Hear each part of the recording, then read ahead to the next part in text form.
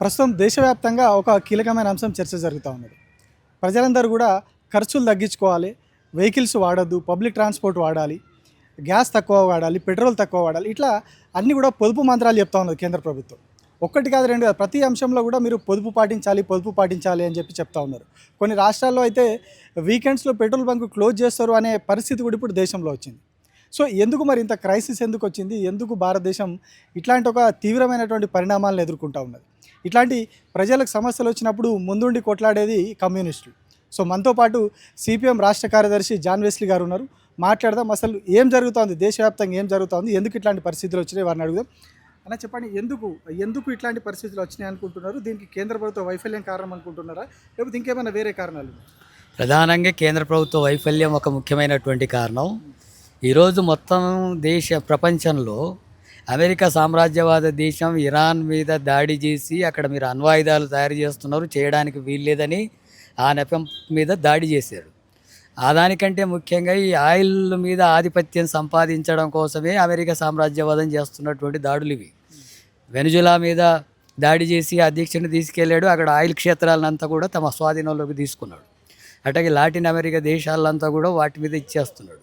ఇప్పుడు ఇరాన్ను కూడా కంట్రోల్ చేసి తన మీద ఆయిల్ ఆధిపత్యాన్ని కొనసాగించుకోవాలనేటటువంటి ఉద్దేశం ఉంది. అట్లాగే అణ్వాయుధాల పేరుతో దాని దాడి కూడా చేస్తున్నారు.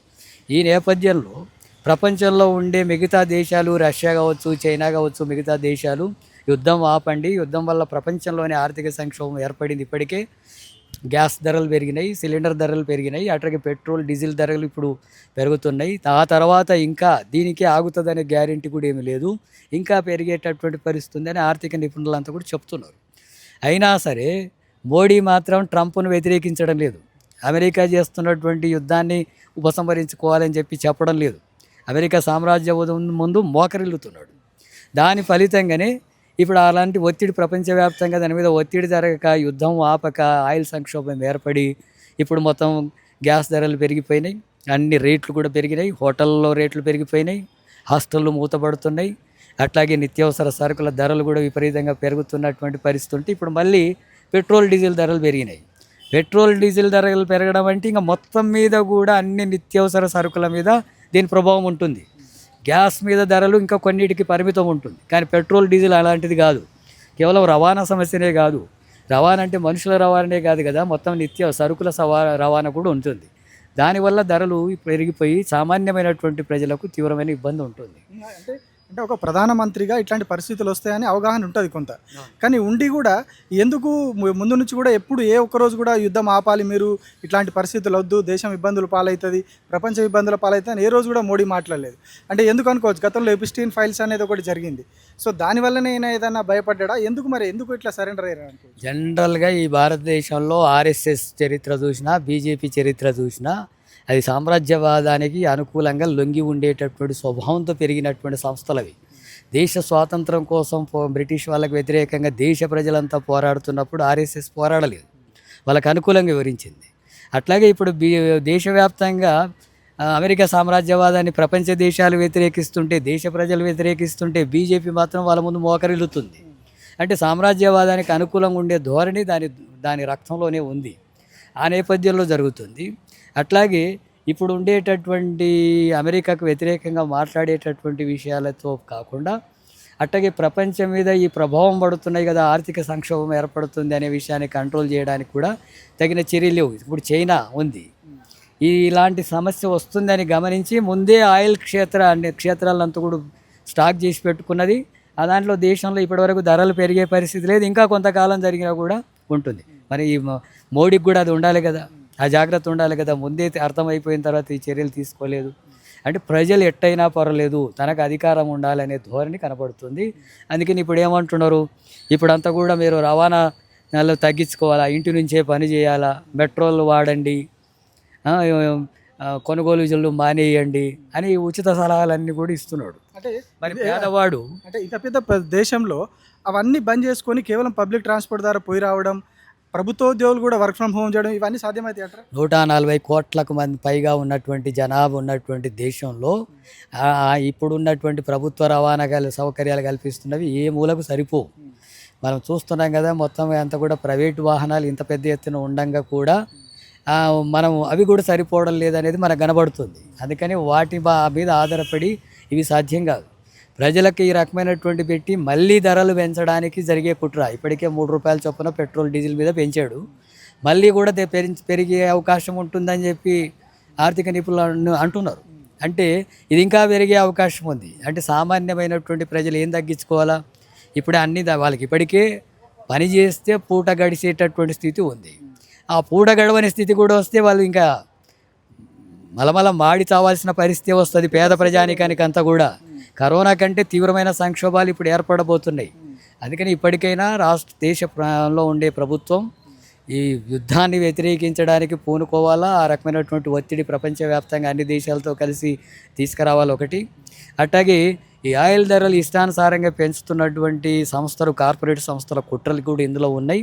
దీని పేరు మీద అడ్డగోలిగా సంపాదించుకోవడానికి జరిగేటటువంటివి.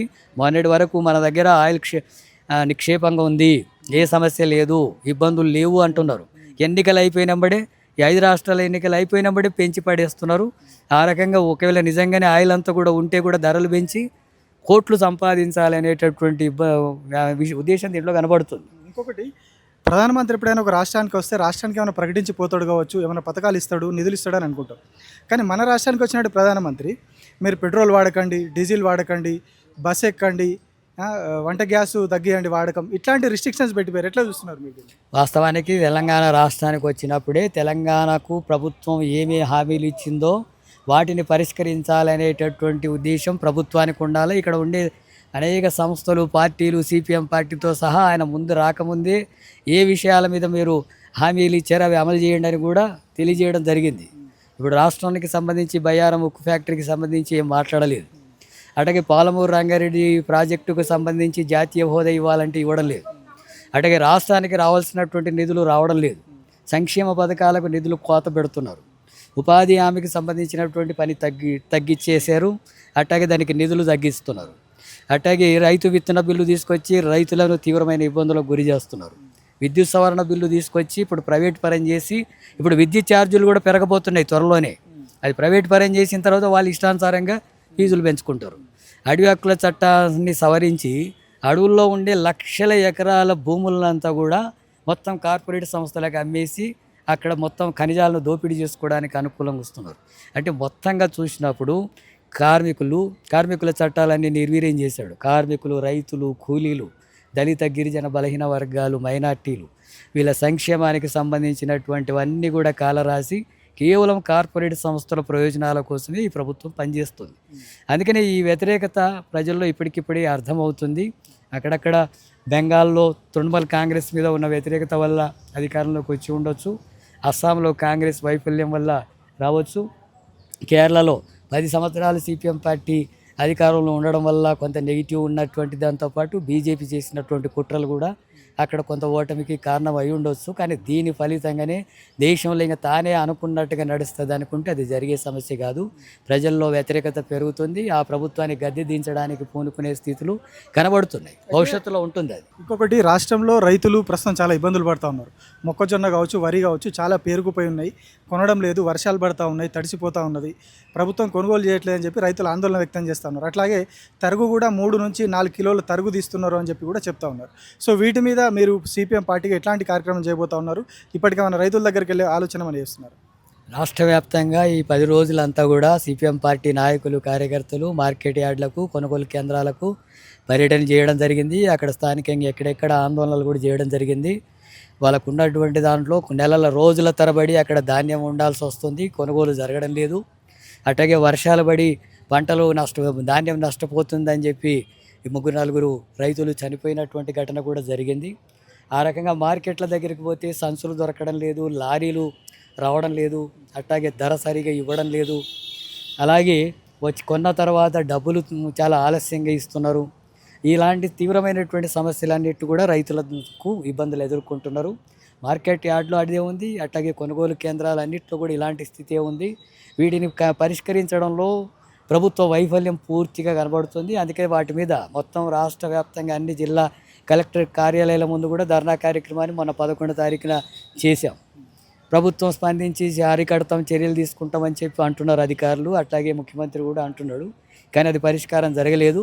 అందుకని నిరంతరం కూడా ఎక్కడికక్కడ రైతులకు అండగా నిలబడి ఆ పోరాటాలని ఆ ఉద్యమాన్ని కొనసాగిస్తాం. అంటే ఇప్పుడు ఆల్రెడీ మే నెల సగం అయిపోయింది, రైతులు మళ్ళీ కొత్త పంట వేసుకోవడానికి తయారు కావాల్సిన పరిస్థితి. కానీ ఎక్కడ కూడా రైతులు మళ్ళీ పంట పొలాల్లోకి వచ్చే పరిస్థితి లేదు, కొనుగోలు కేంద్రాలనే పడిగాపులు గాయాల్సి వస్తూ ఉన్నది. సో దీని మీద ఏమన్నా మీరు సీరియస్గా ఏమైనా ఇంకేమైనా కార్యక్రమాలు చేయాలనుకుంటున్నారా? ఎట్లా రైతుల సమస్య పరిష్కారం కావాలంటే ఇప్పటివరకు చాలా పార్టీలు పోయినాయి, మీరు కూడా వేరు కొనుగోలు కేంద్రాలు ఆందోళన చేశారు, కానీ ఎక్కడ కూడా ప్రభుత్వం సీరియస్గా తీసుకొని మేము 4 రోజుల్లో ఖతం చేస్తామని ఎక్కువ మందిని పెట్టి కొనుగోలు చేయించడము, గన్ని బ్యాగులు ఇవ్వడం, ఇట్లాంటి కార్యక్రమాలు ఎక్కడ చేసినట్టు కనిపిస్తలేదు. జస్ట్ సీఎం రివ్యూ చేసి ఏదో హడావిడి ఒకరోజు చేసినట్టు కనిపించింది తప్పితే సమస్య పరిష్కారం దిశగా ఎక్కడ కనబడలేదు మనకి. సో అందుకని మీరు ఇంకేమైనా ముందుకెళ్ళే ఆలోచన ఉందా? అందుకే మొన్న సీరియస్గానే అన్ని జిల్లా కలెక్టరేట్ల ముందు ముట్టడి ధర్నా చాలా గట్టిగా సిపిఎం పార్టీ ఆధ్వర్యంలో జరిగింది. అధికారులలో కొంత కదలికలు వచ్చినాయి. కదలికలు వచ్చితే సరిపోదు, పని జరగాల.